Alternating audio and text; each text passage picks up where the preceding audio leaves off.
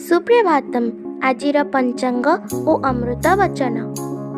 सुप्रभातम अद्य दिवसस्य पंचांगम अद्य श्री श्वेतवराह कल्पस्य वैवस्वत मन्वन्तरः द्वितीयपरार्धः दक्षिणायनः वर्षा ऋतुः श्रावणमासस्य शुक्लपक्षद्वादशी तिथिः सौरवासरश्च चुकाप्त षड्विंशत्यधिक एकपञ्चाशत्शतं विक्रमसंवत् एकाशीत्यधिक 2000 आगस्ट् मासस्य सप्तदशी तारिका।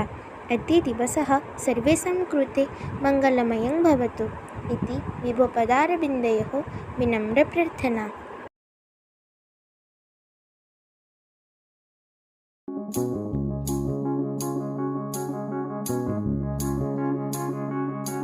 साधु संग जेहु करंती प्राप्त होंती श्रीहरि। साधु संग को इच्छा कर आउ न कर डेरी। ठाकुर श्री अभिराम परमहंस।